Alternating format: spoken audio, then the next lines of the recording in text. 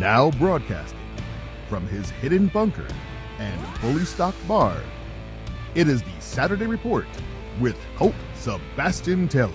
Thank you and welcome once again, my friends, to the Saturday Report. I am, of course, your host with the most, the Ayatollah of rock and rolla, the sizzle of Rizzle. It's me, Colt Sebastian Taylor, adventurer, entrepreneur, and almost professional self-titler, because tell you what, that title sounds great every single week I say it. I think it's here to stay. And welcome, once again, my friends, to AWSM Radio. We are an independent, digital-only radio station that plays today's best music, old school classics, along with a rotating cast of all-star DJs. AWSM Radio focuses on mainstream artists, independent artists, along with a variety of interesting talk and music shows throughout the day.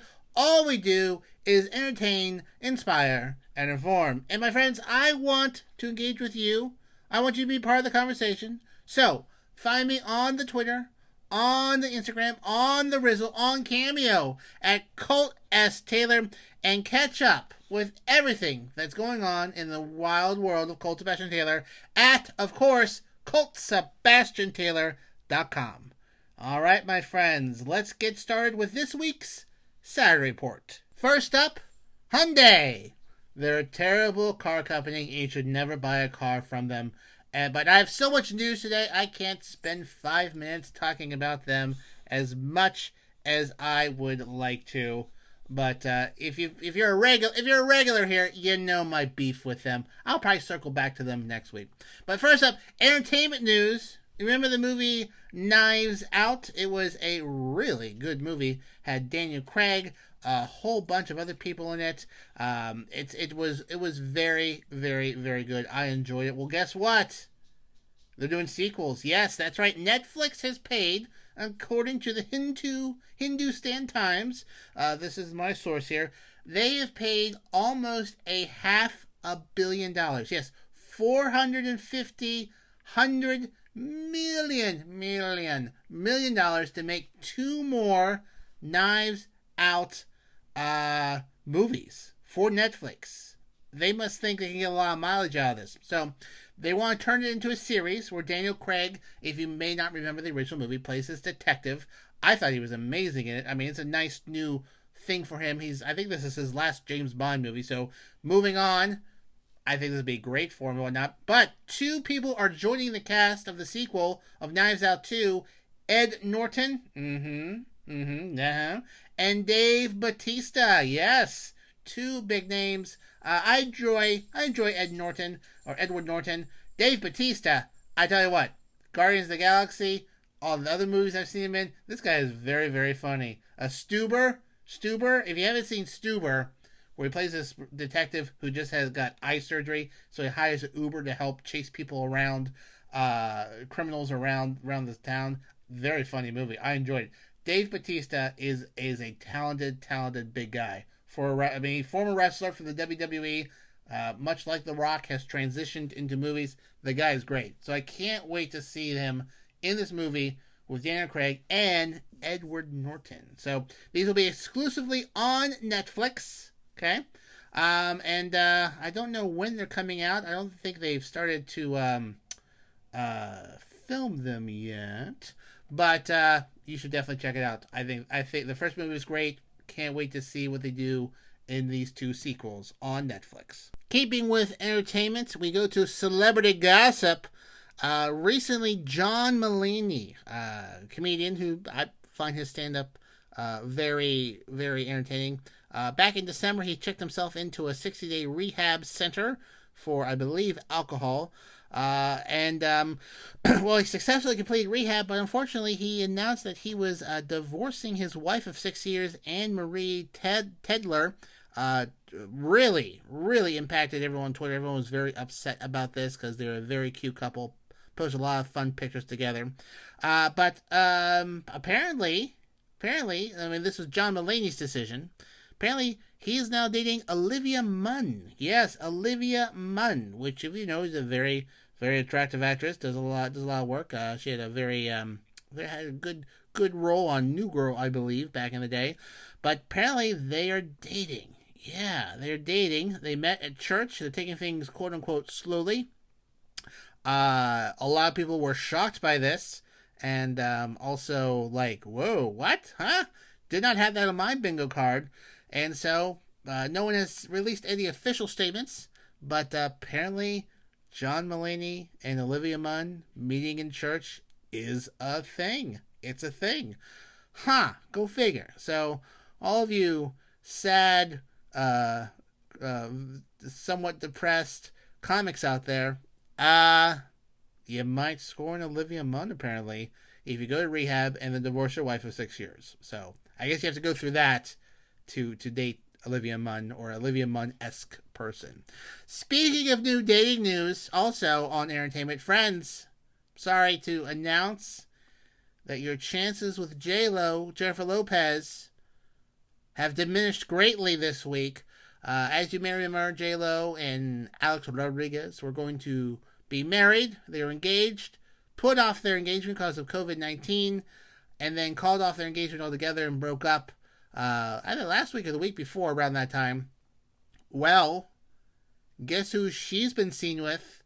Yes, Batman, Ben Affleck, former Flame. Years ago they dated, but they're hanging out together. So I guess she probably heard my plea to her, my sonnet of affection, and was so overwhelmed with emotion, she ran back to her safe place with Ben Affleck, Batman. So that's apparently a thing as well. Like, Olivia Munn and John Mulaney are possibly dating. Ben Affleck and J-Lo have been seen together. Do you know who's been seen with me? My dog. So not much gossip there as well. So some celebrity dating news. We cover a whole bunch of different things here on the Saturday Report, and those two stories were one right after the other. I said, great, I'll be covering this on Saturday. In my last entertainment news story for today, let's something else pops up here during my mountains of research over here. There's a new documentary coming out about Milli Vanilli. Yes, Milli Vanilli, that duo from the late 80s. Had a Grammy hit, sold millions of albums. However, it was soon revealed they were lip syncing all of their music and didn't actually sing. So they were stripped of their rewards, dignity, and financial independence. And tragically, actually, one of them did pass away. I'm not sure which one.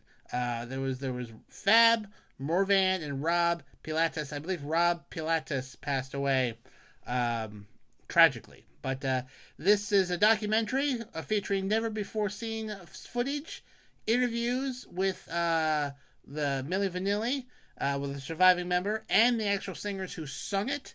The documentary is called Girl, You Know It's True, which is after one of their popular singles, which is by the same name. So that's coming out. Always thought this was a fascinating story of how they were able to do that. I mean, I feel like you couldn't quite do this today, like fake lip sync, like have a group fake their way through and lip sync. I mean, there's obviously a lot of auto tuning today, but I don't think you could have that work well today. I think there's technology and digital film is just all too good that you can't really get away with that today without being upfront about it. So, if you're into documentaries about fake singers who lip sync their song and one of them passed away, then hey, this documentary is right up your alley. The Girl, You Know It's True, a documentary by Milli Vanilli, coming out this year. Next up, we go to crime. As you may have heard this week, there was a ransomware, a hacking of the Colonial Pipeline here in the United States. It is a pipeline that stretches from the deep south all the way to New Jersey, transporting gasoline all along the way, supplying gasoline to much of the southeast part of the United States and parts of the mid-Atlantic and New England. Well, it was hacked by hackers, shutting down the pipeline and stopping the flow of gasoline, causing gasoline shortages. Not so much because there's suddenly no gasoline, is that people were hoarding gasoline. They were panic buying gasoline. What does that mean? What does panic buying look like? Well, that would be showing up to a gas station with 2, 3, 55-gallon drums, I guess you could say, filling those up in the back of a truck, buying 200 gallons of gasoline, basically. And that's so that there was another picture where someone was filling up a gas can while their buddy was holding a rifle guarding him. There was no one else at that gas station, mind you, but he had an armed escort to buy a can of gasoline. Government officials asked people not to fill plastic bags with gasoline because that's dangerous. I mean, it's not like you're filling up a bag of feta cheese in liquid. It's gasoline, so if it breaks open, it's the fumes will get you, and it's flammable. So terrible idea. People were filling up water bottles with gasoline, coolers with gasoline. So in some parts of the South, North Carolina and Georgia, there were shortages because people were hoarding as much gas as possible because they thought the pipeline would never turn on again or wouldn't turn on for a few weeks. So much like the great toilet paper hoarding of last year during the pandemic when it first got started, there was a lot of hoarding of gas in the Southeast. Well, there's actually two parts of the story. I'm on sidetrack here. For all of my friends out there in the South who have 5, 10, 55-gallon drums of gasoline sitting on their porch near their space heater, just so you know, unlike what is portrayed in zombie apocalypse movies where people are siphoning gas out of cars months and years later, gasoline is a refined product. What does that mean? Well, like fruit, meat, other canned goods, there's a shelf life for gasoline. It will break down and it will spoil. The gas will spoil, and then if you put spoiled gas into your car, you kind of break your car. You have to go to the mechanic to flush out the system, and hopefully you didn't bust your engine. Gasoline spoils unless properly stored. And listen, friends, if you're putting gasoline in coolers, water bottles, plastic bags, and drums you've dug out of the backyard, chances are you're not storing gasoline properly to the point where you can use it 8, 10, 24 months later. So, friends, for those who have all those barrels of gasoline, use it. Use it right away. Don't go back to the gas station. Let everyone else has the gas, because in about 8 to 12 months, I predict there's going to be a lot of car repair bills, and they're going to ask, "Hey, Clement, what happened here?" So, I don't know. Been putting gas in my car just like I normally did, like at a gas station. No. I back in May when the pipeline shut down, I dug up 10 barrels, dumped out the chemicals, washed it out real good, then filled it up with gasoline and buried them again. Like, oh, okay, well, this is why your car doesn't work. Now, another thing that's interesting about this story, this is the second part here, is that the hackers, which are Russian, but at this time not considered to be Russian government yet, das Vidanya, friends, they want $5 million ransom. And initially, Colonial Pipeline says, we're not going to pay it. We're going to fix this ourselves. And then the gas line came back on, and they're like, well, they refused to pay that. Oh, they did. Actually, they paid the hackers that day. They basically paid them very quickly. However, the pipeline was shut down because the key, I guess the de-encryption key that they gave, the criminals gave the company, worked real slow. It wasn't very fast. See, the way ransomware works is they hack your computer, encrypt the data so you cannot access it, and then if you want your data back, you have to pay them money, usually in the form of some cryptocurrency like Bitcoin. So they paid, but it didn't work as quickly as they would have liked. So it took them a long time to decrypt their data. Now, a company like this has backups, and they were running the oil pipeline off of backup data, but the backup data was only essential. So there's a lot of stuff they still kind of needed from the hackers, and so they kind of paid the money. Now, they have insurance. They have ransomware insurance. There is insurance policies that do this, so they're not going to lose any money, really. Their premium might go up next year for the insurance company. But also people were saying, why would they pay it? Why do they pay it? It's just to encourage them, other people. True, it will. But they quickly calculated that, we don't have to pay this. We could hire someone to figure this out, get our data back, but that's going to cost us $20 million, and that might take 1 or 2 months. Or pay $5 million now, we get our data back, in a day or 7. So they made a business decision. Now, these hackers are reportedly, I think they're called the dark side. They have made a promise not to hack hospitals or anything that's going to greatly impact the poor. Authorities aren't too impressed with that. They're just trying to put out some good PR. But it's probably not the last we're going to hear of these folks. And should be a big wake-up call to everyone around the world, really, that infrastructure needs to be hardened from ransomware attacks like this. Like, maybe your password shouldn't be 1, 2, 3, 4, 5. Maybe it shouldn't be the same combination on your luggage. Just saying. So, but gasoline is flowing. No need to panic buy your gasoline, friends. I certainly didn't. Gasoline prices are going up, but that's not because, partly because of this, but also not because of, some people are blaming the election on gas prices going up. Hey, friends, guess what? The world is opening up again. That means commerce, people are traveling, people are driving more, they're not locked down. That means more demand for gas. That means higher prices. So, just so you know, that's how the economy works. Anyways, that's a very interesting story. Probably not the last ransomware hacking attack we're going to see. So, if you run a big company, might want to change your passwords and get some ransomware insurance.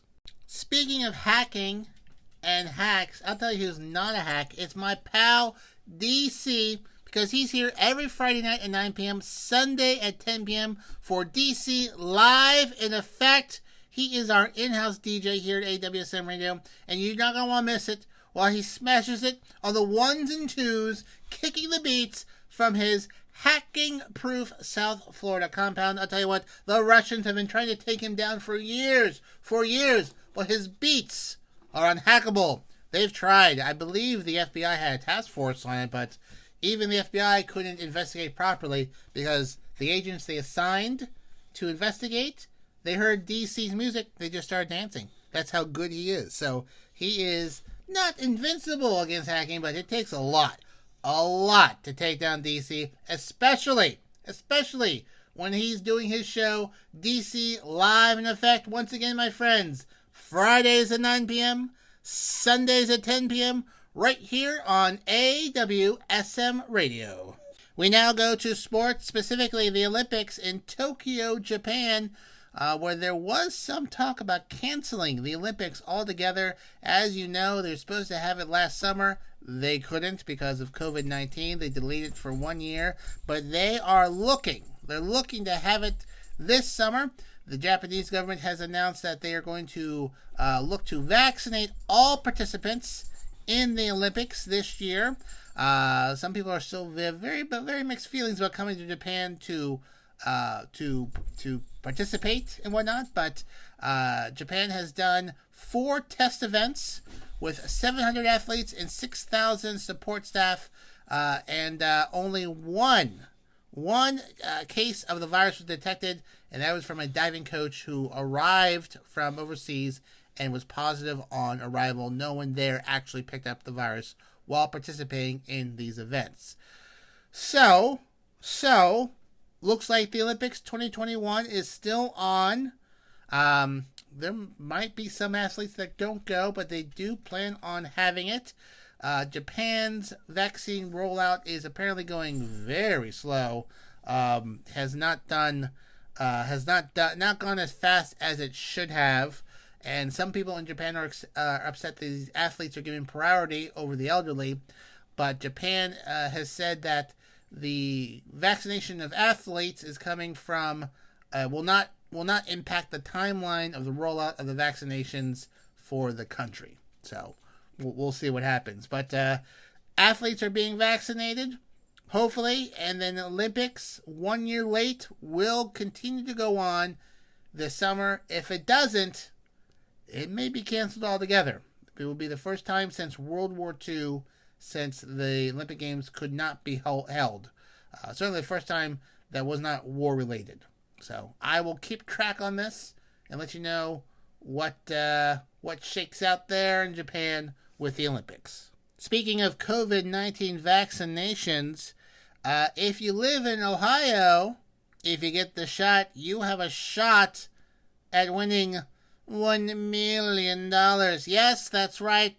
The governor of Ohio, using money given to the state by the government to fight COVID-19, is having a lottery. And if you get a vaccine, COVID-19 vaccine, you're entered into that lottery. And then one person will win $1 million. It's being called the Vax-A-Million lottery because they want to vaccinate 1 million people. And then I guess if you get that vaccination, you'll be eligible for winning this $1 million. So unfortunately, I don't live in Ohio. Otherwise I would definitely enter. Holy moly, I would love. Who wouldn't want $1 million for being being responsible? So you have to be 18 years and older. They're hoping this lottery is a incentive to get more people vaccinated. Some folks are finding this to be creative. Others thinks it's a bit gimmicky, a bit like, ugh, really?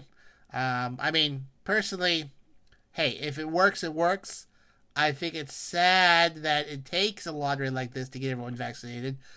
You should, if you haven't been vaccinated yet, folks, get yourself vaccinated. I've been vaccinated. I'm still here. I'm still fantastic. I still have my radio show. I haven't grown a limb. Unfortunately, I have not acquired any superpowers either. But if you live in Ohio, you might acquire $1 million. So we'll see who wins that over there in the Buckeye State. We now go from the Buckeye State to the Lone Star State. That's right, Texas, to Houston, Texas, for this next story. And you better buckle up, my friends, because this story is just crazy. This is insane. So, Houston neighborhood, just a normal morning. The sun is out. The neighbors are peeking through the window, their curtains of their windows. Sprinklers are spraying the lawns with water. And, oh, hey, a Bengal tiger. Yes, a Bengal tiger is just walking about on front lawns, lying about a tiger. A tiger's just walking around, sitting in people's front yards. And, it was a bit skittish. So the video shows this gentleman with a gun trying to lure the tiger off of the lawn, but get back into his car. Apparently he was an off-duty police officer who was trying to protect the neighborhood. Apparently he lived in the area. And then here's where things get a little crazy. Now you might think, okay, tiger's loose. Interesting. Must be a zoo issue. So surely animal control will show up and get this little guy back to his encasement. No, the zoo had accounted for all of its tigers. This was someone's pet. Someone had a pet tiger. So while this guy with the gun was trying to get the tiger to go away from houses, someone else showed up. Apparently the owner of the tiger got it into a van, and then as the police officer was trying to question this person, the van took off. The van took off, evading police. It just took off. Like, could I get some information about this tiger? Tiger. Yeah. So for a few days, it was for a few days it was they had no idea who owned this tiger. Now in Texas, it is legal to own a tiger with restrictions. It is not legal to own a tiger in Houston. It's a misdemeanor, and it's a $500 fine to own a tiger in Houston. But you're in other parts of Texas, perfectly okay. So apparently, the guy who owned this or picked up this tiger, they found him, and he was on bail. Why, you ask? He was charged in a murder in 2017. He was charged for a murder in 2017. Has been out on bail since then. I don't know why that has not been that has not proceeded anywhere else. But they found the guy. It was driven away by someone named Victor Hugo Cuevas. Like I said, he was out on bail for a murder. He was arrested for evading police. Posted a $50,000 bond to get out of jail for that. No one knows where the tiger is. They thought this guy was the owner. Not the owner. He's just an occasional babysitter. For the tiger. Tiger got out and whatnot. No one knows who owns this tiger or where this tiger. But just wait, friends. I'm not done yet. Enter the picture, Carole Baskin. Yes, Carole Baskin from the Tiger King series, which if you haven't watched yet, man, just open up a bottle of booze or wine and just go down that rabbit hole of insanity. Carole Baskin is offering a $5,000 reward for information on the location of the tiger, because she wants that tiger to come to a sanctuary. She has her own tiger sanctuary in Florida now. I've got my strong opinions about Carole Baskin. I mean, if you watch the Tiger King, there's all these crazy tiger people, and some are cults, some are crazy, some are just charlatans. Carole Baskin, the only difference between Carole Baskin and some other folks is she's managed not to get arrested yet.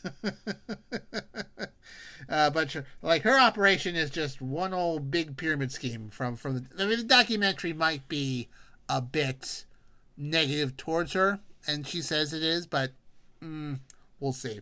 But she's offering $5,000 for the location of this tiger so she can help get it to a tiger sanctuary. Houston, Texas. There is a tiger somewhere. I mean, they don't travel that far, so he has to live in Houston. boy howdy. That is crazy. Fortunately, the tiger wasn't shot and killed. Most of these do not end up in a very happy story. Yeah. So the Carole Baskin did praise the off-duty police officer for confronting the tiger like he did, staring it down.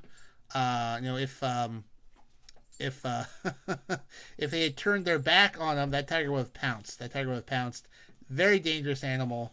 But I'll let you know if there's an update on this. Tiger story. I watched this develop on Twitter throughout the week, and boy howdy, this is a crazy one. Tigers in Houston. Oh boy, maybe he was looking for oil. All right. Anyways, I will keep track of that for you, friends. Let you know how it turns out. We now go to overseas news. Alibaba. which is basically the Amazon of China. It's based out of China, very popular in Asia. Basically, Amazon's rival over there. Amazon does not have as much of a market share as Alibaba does over there. Well, they post their first operating loss as a public company. They lost 5.47 billion yuan, which is the currency over there. They were expecting a net profit. Experts had expected a net profit of almost 7 billion yuan.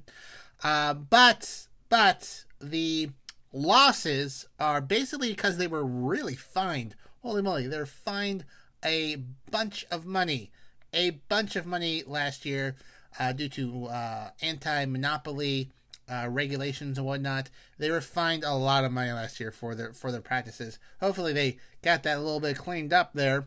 But if you exclude the fines, then they would have made a profit of 10.56 billion yuan, which is a 48% increase year to year. So if they would have not broken the law over there, they would have had a massive profit this year. But they got fined, so they posted an operating loss. With that said, I mean, markets are taking this pretty well. They understand what's going on there. They have, like I said, they had a fourth quarter massive fine levied against it.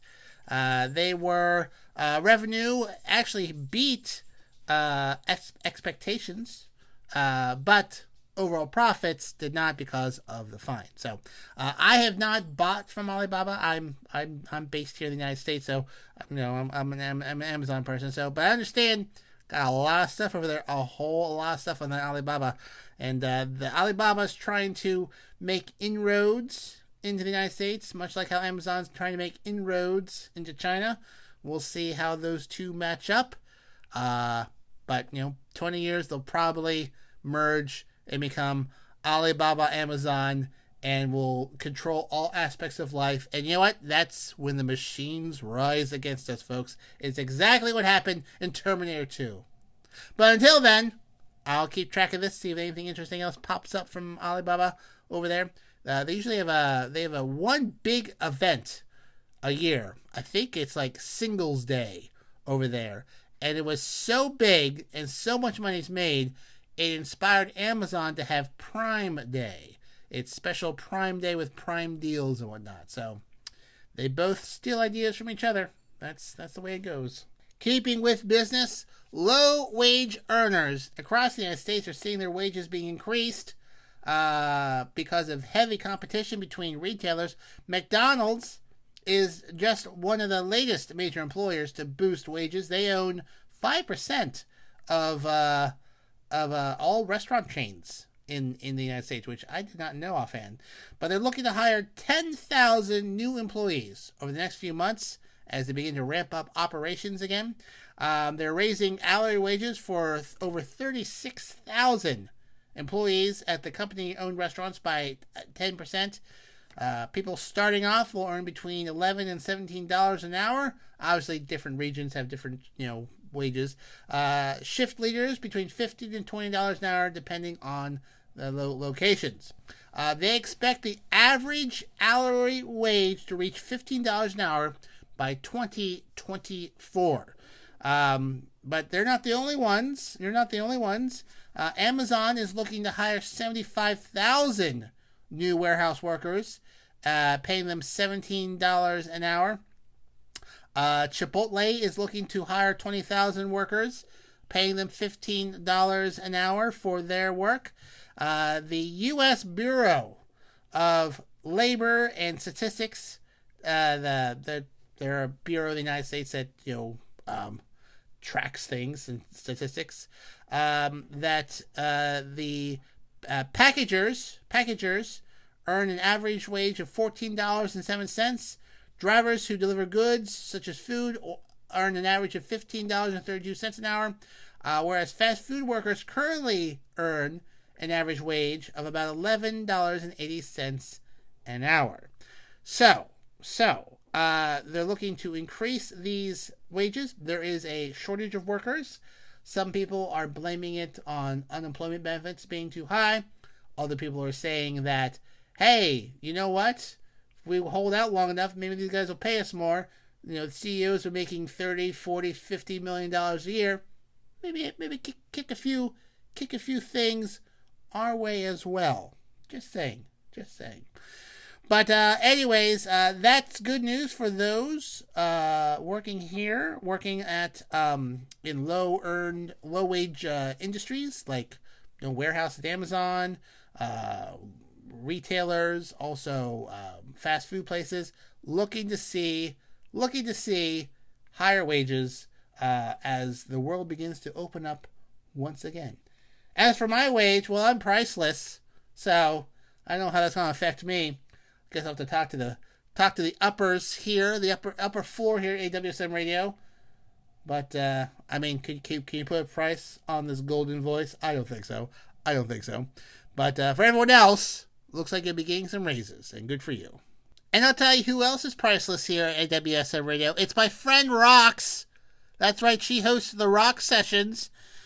Monday through Friday, 5 p.m. to 7 p.m. here at AWSM Radio. It is our drive time show, and she's going to make sure your evening commute home is fun, featuring the hottest music on the charts and some other surprises in between. You can't put a price on that either. I'm sure she's well compensated, but she has a great show. If you're driving home, you have to go back to work. You can't work from home anymore. You're driving back home between the hours of 5 p.m. and 7 p.m., hopefully not the entire time. That's a long commute. If you're driving that long, time to look around for a new job, buddy. But at any point during that time, you can listen to the Rox Sessions, hosted by my friend Rox. Once again, do not forget, she will make it rock style, Monday through Friday, 5 p.m. to 7 p.m. The Rox Sessions, right here on AWSM Radio. Speaking of music, do you like music and do you like museums? Well, my friends, come May 10th, 2022, less than a year away, in Tulsa, Oklahoma, the Bob Dylan Center is going to be a 3-story museum dedicated to the study and the appreciation of Bob Dylan as a worldwide cultural figure, quote unquote. That entire quote, that is. It's set to house over 100,000 artifacts throughout Bob Dylan's life and career. It's going to have lyric manuscripts, unreleased recordings, film performances, rare photographs, musical instruments, the earliest known version of Don't Think Twice, It's All Right, recorded by Dylan at a friend's apartment in the autumn of 1962. It's going to be located at the Tulsa Arts District near the Woody Guthrie Center, which was among Dylan's key early influencers, according to this article.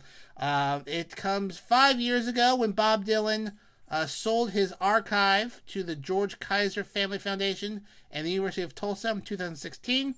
It's going to be a public venue and also feature permanent, temporary, and traveling exhibitions. Now, as you may remember, late last year, I covered this on the show, Bob Dylan sold his entire backlog of more than 600 songs to the Universal Publishing Group for a reportedly a 9-figure amount. A whole lot, hundreds of millions of dollars for his entire backlog. The guy is doing good. I'll tell you what. So come next year, if you're a big Bob Dylan fan, find yourself in Tulsa, you should definitely check out that museum. Well, that just about wraps up this week's Saturday Report with me, Colt Sebastian Taylor. Thank you so much, my friends, joining me here today on AWSM Radio. Hope you had a good time. I certainly did. Remember, you can find me on the Twitter, on the Instagram, and on the Cameo at Colt S. Taylor. Feel free to engage with me on there. Let me know if you think there's a story I missed, something I should cover, something I should investigate more. More than happy to make you happy. And if you haven't already, and if you haven't at this point, you're a fool, bookmark ColtSebastianTaylor.com for all of your Colt Sebastian Taylor needs. Keep up what I'm doing with every week. You should probably visit at least once a week. It's some good stuff on there. And, yeah. Alright, until next time, my friends, I am, of course, your friend, Colt Sebastian Taylor. and I'll see you later.